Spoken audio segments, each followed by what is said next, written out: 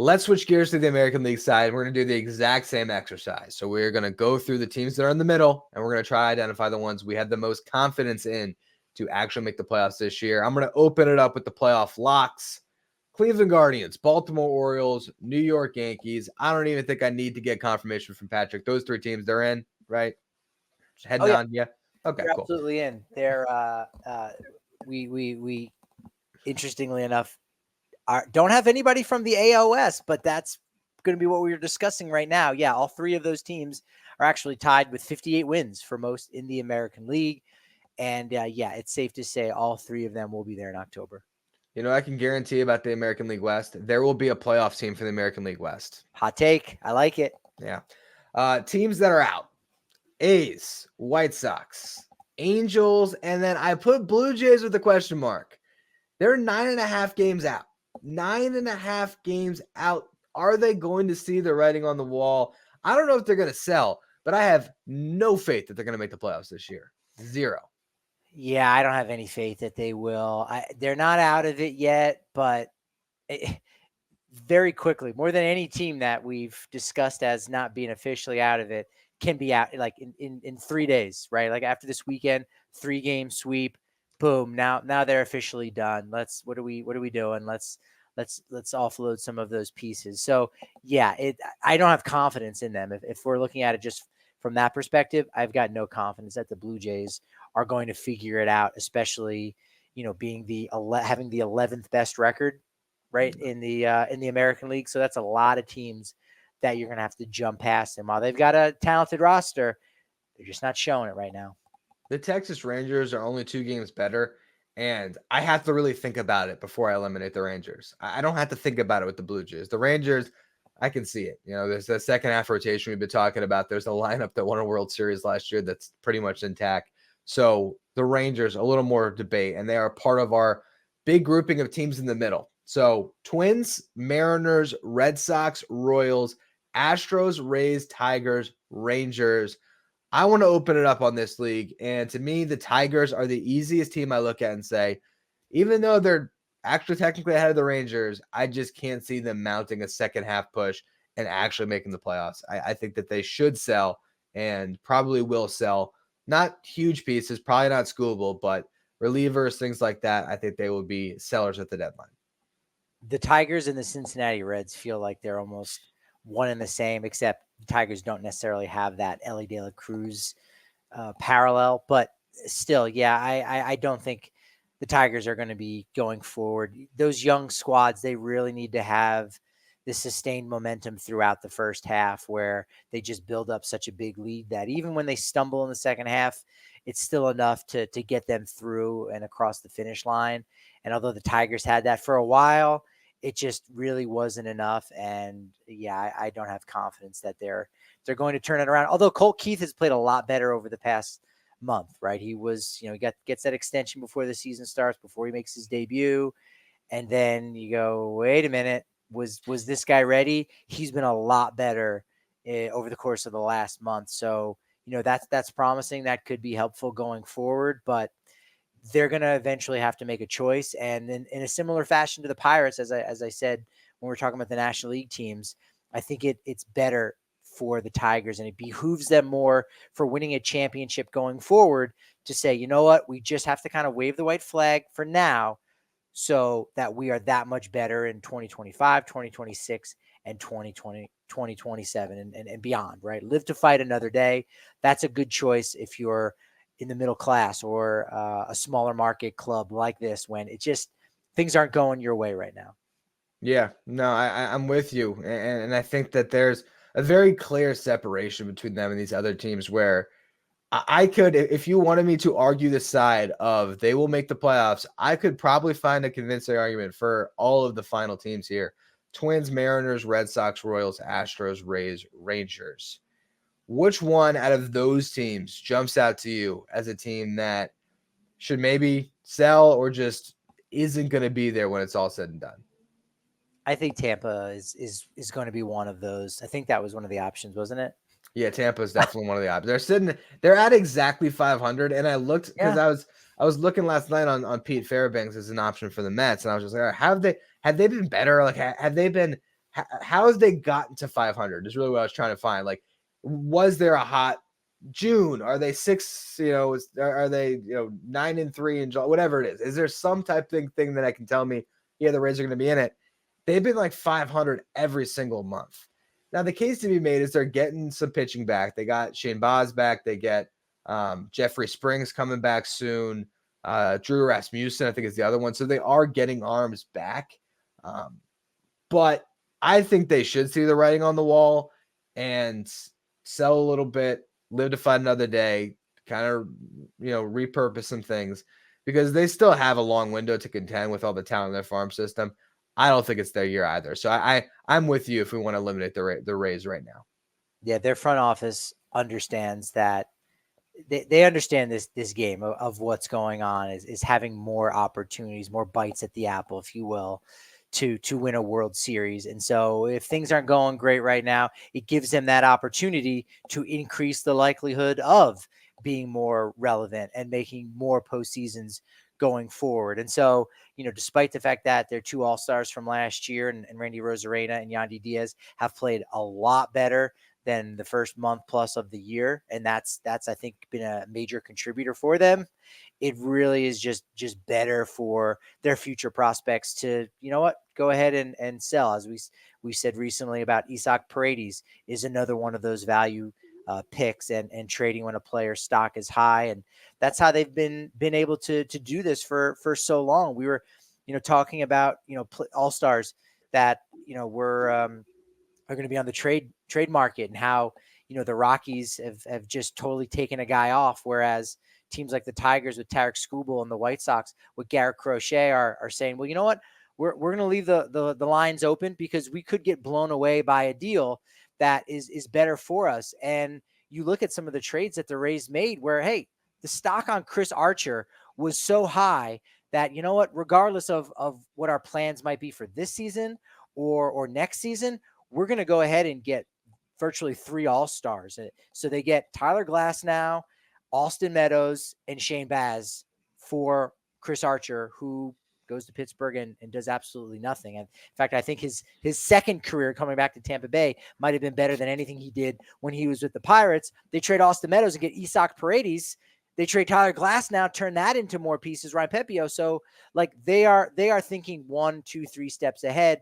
And because they don't have to worry about packing that building and, we don't want to have a disillusioned fan base. The fan base already gets what's going on. So Tampa, they're out. Sure. Great. They've gotten themselves to 500 and they're only 5.5 games back, but they're also 5.5 games back. And they're selling. They're out.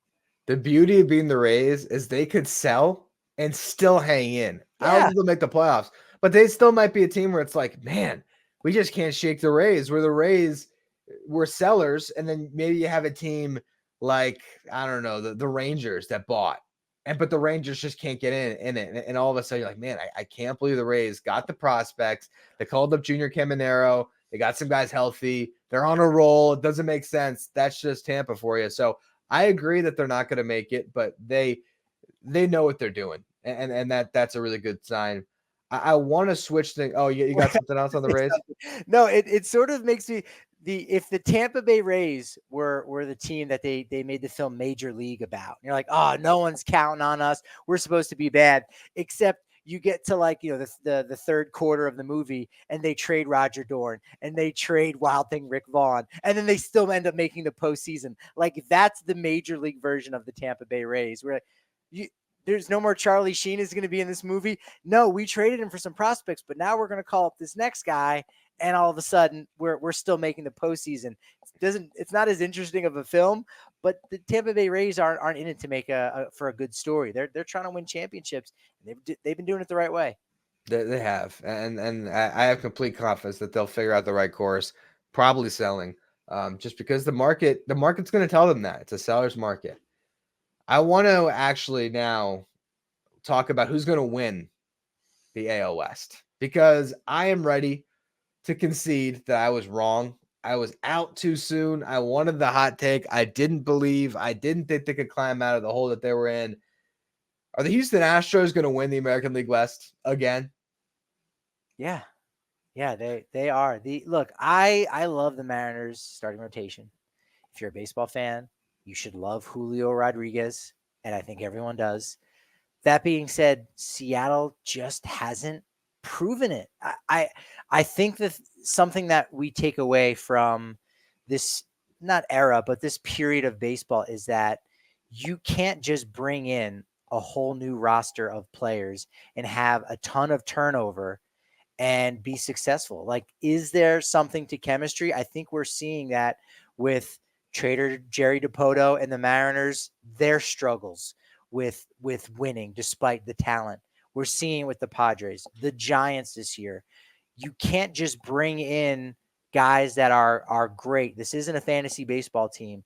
You have to really build teams than just totally tear down and just think you're going to build up in one weekend. That's just not a reality. And so I just have those questions about the Mariners, and I don't have those questions about the Astros, who have slowly built things up and they've sustained. And it's just why I didn't have that same worry in April, because we've seen the Astros be successful year in and year out, and they know how to win, not just as individual players, but they know how to win as a unit.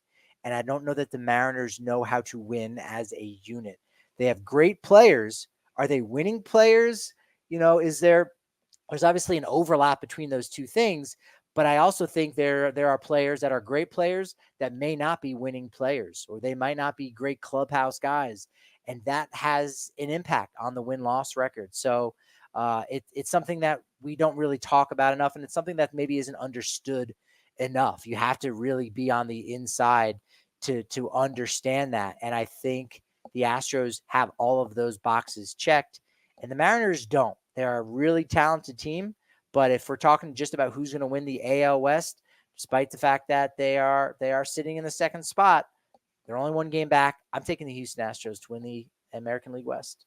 Yeah, it's funny to see the standings, and I see the Astros being closer in the division than the wild card, but that's where they're at. And I could not agree more. One of the things you mentioned in there was, they have Julio Rodriguez, and that's great. Well, guess what? Julio Rodriguez hasn't been Julio Rodriguez this year, and he has been, at this point, as much as we all wanted to anoint him the next best player in baseball, potentially the next Mike Trout. He had such high expectations set on him because of the numbers that he put up. He has really been a very inconsistent player throughout his career. Every single season, there has been stretches where he has been one of the worst hitters in baseball, and then he'll have his stretches. Now, he has not had that hot streak yet. So is there a world where the Mariners get a red hot Julio Rodriguez in August and September, and he carries them to a division crown? Yes, that exists somewhere in the multiverse, but there's way more out there where the Astros are just that machine that keeps figuring it out, keeps plugging away. Seems like they're going to make some moves at the deadline, try to get, I don't know if they're going to get some help at first base, if they're going to get a starting pitcher, maybe it's an Eric Fetty, someone that they can plug in, just help them get through this season. But I agree with you. Right now, the Houston Astros, especially the fact that they're only a game back, that they climbed out of it so much, they went from probably double digits down all the way right there. Yeah, the Astros, to me, are going to win the American League West. I think the Guardians are going to win the Central. One of the Orioles and the Yankees are going to win the East. The other one is going to be probably the top wildcard team. And that leaves us with 5 teams for 2 spots. So, Twins, Mariners, Red Sox, Royals, Rangers. Let's talk about the Royals real quick here. I think I'm out on the Royals. I don't know if they're going to be aggressive at the deadline. I'm not quite sure.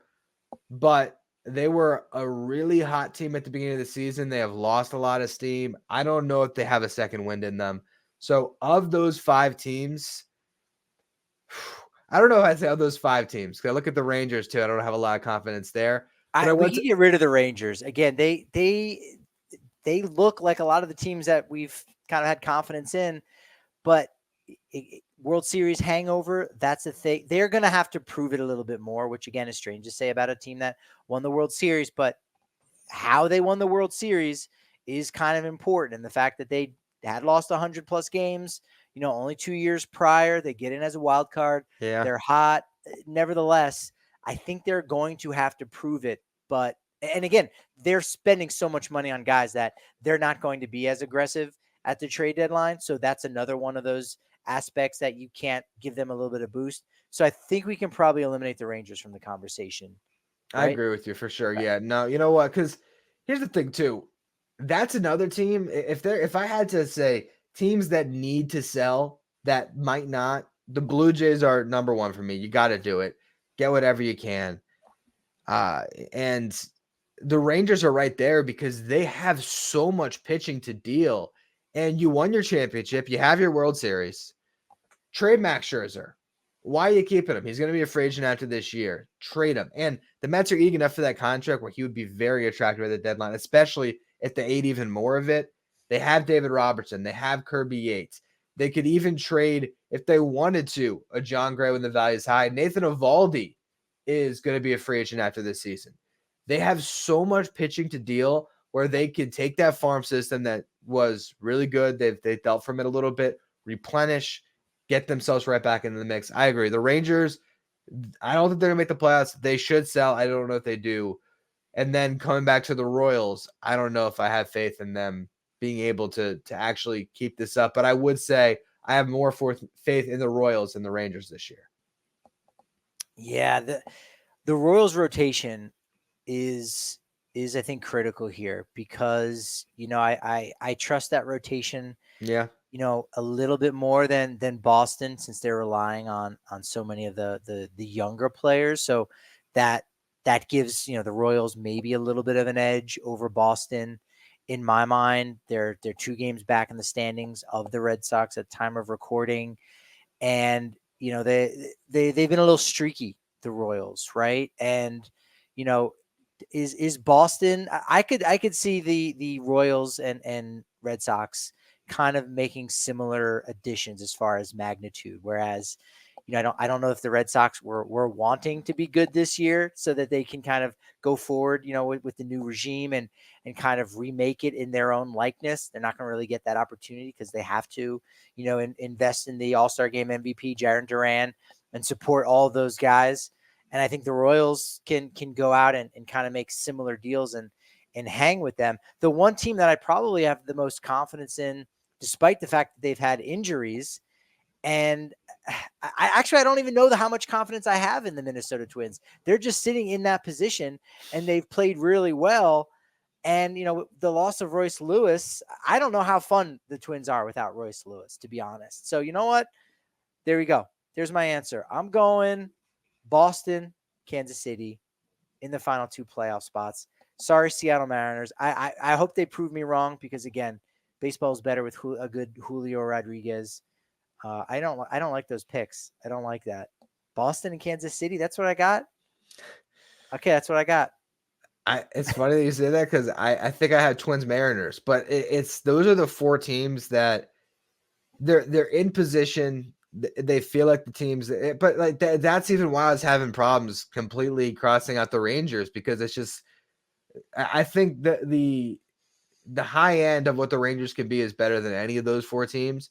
I agree that they're not going to get there. So yeah, to me, Twins Mariners are the teams that I think should make the playoffs this year. The reason why I said that is the Twins are sitting in position to the point where I don't want to doubt them anymore, but like I'm not confident in it. So it's tough. Like I don't even know what my argument it is. I guess it's their pitching's been pretty good. They got a good bullpen. Carlos Correa has been great this year. Willie Castro, they figured it out in their run differential. They're plus 47. They've been a good team. And then the Mariners, I think they're going to make a big move. That's where I lean on the Mariners. They have the best rotation of this group. I think even better than the Royals, who have been very good, and the Red Sox have been good. But give me Seattle's rotation, and then if they can make a move, do the Mariners put the chips in for Luis Robert? Do they make that level of a trade? If they do, it could change everything for them. Even if they don't, if they get Jazz Chisholm and I don't know, another piece, I think I lean towards the Mariners making it, but I'm a lot more confident in some of the teams in the National League wildcard race, like the Diamondbacks or the Mets, than I am with the American League, where outside of the Astros winning the division, like, I don't know, throw them all in a hat and pick a couple names. I was thinking the exact same thing, that despite there being more teams in the hunt for the National League, we have more confidence in the Mets and Diamondbacks than we do in any two teams necessarily in the American League, despite there being such a smaller list. I don't know how hard the Mariners are going to go at the trade deadline, because something Jerry Dipoto said just this past offseason is like, no, we've got to really make sure that we're relevant for multiple years. So they're never really going to go all in, and never say never, but I don't know that this is that year that they say, hey man, we should maybe put more of our chips in and bet on this squad. I don't think this year has been that year. I think they still have a couple more years with this whole squad, several more years with this core together. So, wait for something like that to happen, despite the fact that they are still in first place in the AL West, but they have got the worst run differential of those four teams that we mentioned between the Twins, Red Sox, and Royals. So, I'm just going to go. I could really see Seattle doing it and Minnesota holding on. But if I'm looking for a little bit of juice and a little bit of excitement and thinking about, postseason baseball, I think the Red Sox and the Royals and their group of players is going to be a little bit more exciting. Sorry, Julio Rodriguez. I think I'm with you on that. I think that would make for a more entertaining playoff field. As much as I said that the Twins are a team that has just stayed in position that I'm buying in. Why do I not feel the same way about the Red Sox? I mean, they have done it all year long. They've consistently been a very good team. They haven't gone through these stretches of being bad. It's just been, all right, we're going to win 6 out of every 10 games, and on most occasions just keep on rolling. So I think the Red Sox are a team that is probably more exciting than they get credit for. And the Royals have the rotation, absolutely. And Bobby Witt Jr., he's not going to win the MVP, but he can give you 2 months of MVP level baseball. So yeah, I like those guys. I think you might have swayed me a little bit. Maybe it is Red Sox Royals. We will see how it all plays out. We're going to save awards predictions for the next edition of Who's Better Baseball. So we've already run nearly an hour and 40 minutes on this stream. I appreciate everybody who tuned in throughout the journey. Of course, most notably our boy Yuki, who's always here for us every time. Thank you, Yuki. We appreciate you.